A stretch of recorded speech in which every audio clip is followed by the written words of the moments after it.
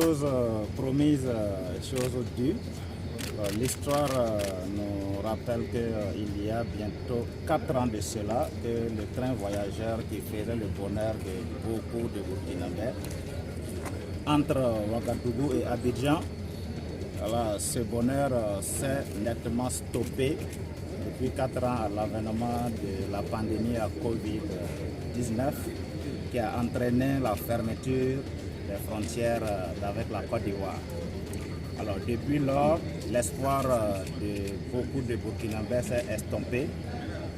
Beaucoup de familles en difficulté qui n'arrivent plus à scolariser leurs enfants ou qui peinent même à trouver leur pitance quotidienne qu'ils trouvaient jadis à travers l'exploitation du transport voyageur.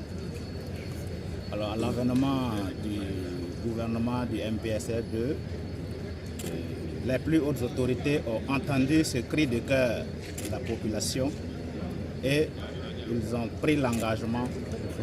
Instruction a été donnée de travailler à ce que le train voyageur reprenne entre Ouagadougou et la Côte d'Ivoire. Nous avons entrepris les travaux préparatoires avec plusieurs échéances manquées, mais le rendez-vous d'aujourd'hui matérialise le début de la mise en route du train voyageur dans un premier temps entre Ouagadougou et la frontière de la Côte d'Ivoire. Alors pourquoi cela? Il faut le dire, depuis les préparatifs, les voitures étaient à Abidjan. Nous avons envoyé des équipes pour constater l'état d'avancement des travaux. Et nous avons ensemble convenu du mois de novembre pour lancer l'activité voyageur ferroviaire. Alors donc, c'est ce que nous assistons aujourd'hui.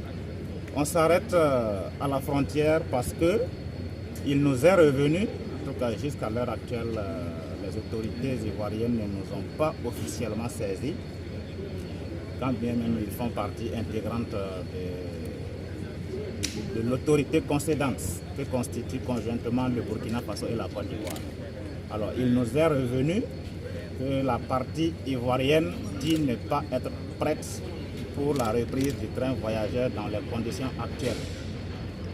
Alors motif, et pour motif, ce serait l'infrastructure ferroviaire qui ne serait pas dans un état acceptable pour permettre l'activité voyageur.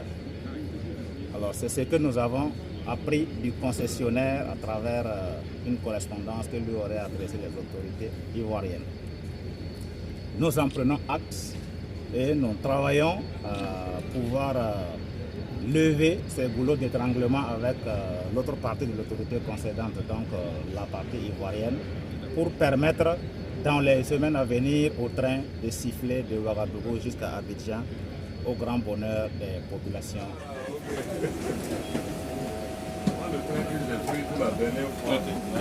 On y va. Excusez, Si c'est le bar. Oui. Voilà.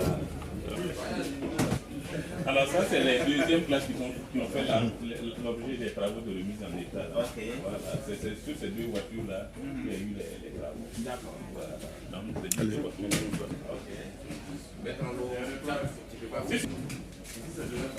Oui, ici c'est deuxième classe. D'accord. Voilà, c'est bon, merci. Notre appréciation est que le train évolue à une allure relativement acceptable.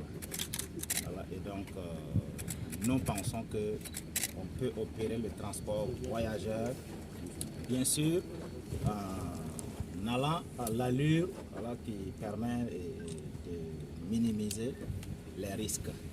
Le risque zéro n'existe d'ailleurs pas, donc il ne faut pas attendre que tout soit parfait pour commencer.